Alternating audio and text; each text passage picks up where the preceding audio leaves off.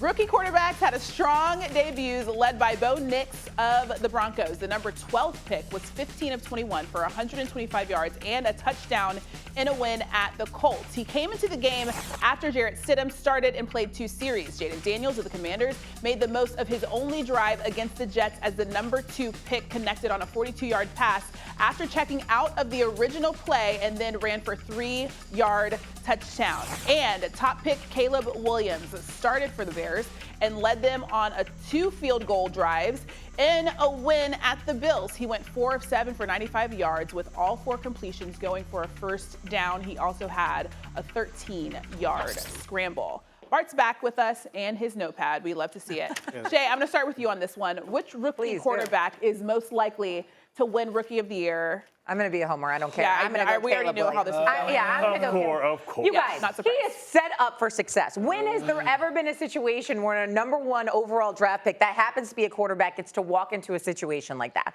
The Bears won 5 out of their last 8 games last year, and then they loaded up. His plethora of weapons. First of all, I've never seen this in Chicago in recent memory, what they have on the offensive side of the ball. We know Bears known for their defense, monsters of the Midway, and now they have Rome Odunze, who they drafted. They have Keenan Allen and DeAndre Swift, Khalil Herbert, missing someone, Cole Kmet, their tight end. I mean, you could go on down the list. It's DJ Moore, who they just paid.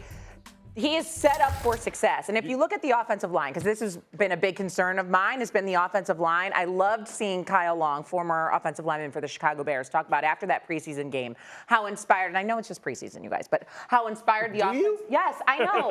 I understand this, but I don't think you understand. We have never had a quarterback that we could hang our hat on. Yeah. You still don't know if you do. But let me have my moment, okay? I'm living in the right now. Like, to hear Kyle Long talk about how the offensive line has progressed and is actually playing inspired, that was really my biggest concern of this whole situation. The defense progressed tremendously throughout the last year. That's why they ended up keeping Eberflus. And so now you're in a situation where it's actually going to take work for the Bears to be bad this year. It is. But they're set up for success. But that's why you put a wet blanket on his Rookie of the Year success, because of the There you go. Because he has everything, right? So if he leads the Bears to the postseason after 2 years of having the number 1 overall pick, they've been in the gutter. He's got everything. Talent. Right. That's So why. what? That's why it disqualifies him. And first of all, Stop. when you look at this, when you look at it disqualifies him. Yes. That's not correct. Because you can put a lot of these rookie quarterbacks in that situation, you expect them to be successful because all he has to do is not crash the car. Now, when you look at a guy, in my opinion, like Jaden Daniels, who has low expectations, he's going to exceed expectations. When you think about what he's going to do that's different than all the other guys, is he's going to have a lot of running yards as well. You talk about his ability to stay poised in the pocket. You talk about checking out of the play. He's going to wow us with his legs, being a dual threat quarterback. He's going to remind us a little bit of Lamar Jackson. And because of the expectations in Washington is so low that when he has his team in contention or at 7 or 8 wins, he's going to get a boost in votes because they don't expect them to be playing meaningful football later in the season. Pause.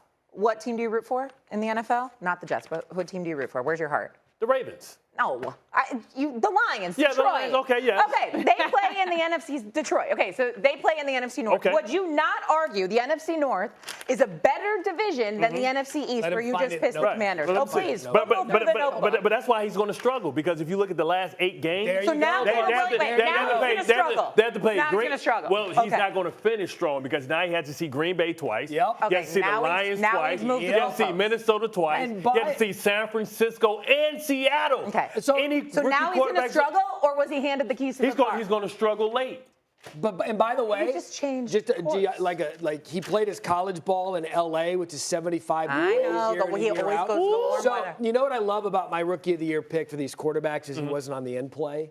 You guys listed all 3 of the ones, and the guy that I love is J.J. McCarthy. Okay. Because I'm big in franchise stability. And a player that doesn't need to come in and be the savior. Right. What's the difference between the guys that you talked about? Jaden needs to be the savior. Caleb Williams needs to be the savior. J.J. McCarthy just won a national championship at Michigan, not being the savior. He just did what he had to do. Walked into a great situation to receive with Jefferson and Addison. It's a stable franchise, stable head coach, and they've had success.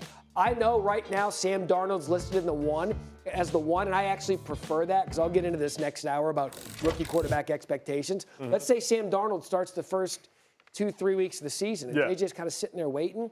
JJ goes in with a really good roster, really good skill around him. He's not going to be asked to win games. He's going to be asked to manage the offense. To me, if he does that at a high level, you're going to look at his stats at the end of the year and be like, this guy was an efficient quarterback. I think JJ's got not only the highest upside, but I think he could win Rookie of the Year just because of everything around him. I can see that. You don't even know if he's going to play. You don't even know he's going to play. And again, with the NFC North. So Sam Darnold's giving you enough to. No, I am certainly not saying Sam Darnold's in for the long haul, but I'm just saying he's not the proven starter right now. And again, back with the NFC North. Well, you can make the argument that Minnesota's skill positions are just as good, if not better, than Chicago. Fair. So we talk about being set up and low expectations. I like Shaw at that left tackle as well. You know, that blind side. The question with them is, can that defense step up? They're struggling on the corner. So the wins, we'll go with wins and all that stuff. But if McCarthy comes in late in the season, he gets to come in like gets to come in as the savior. Back to the late. Where the number one pick always has the expectations. Now hold on. Where do you live now? Where do you reside? In Connecticut, correct? That's right. And where are you from?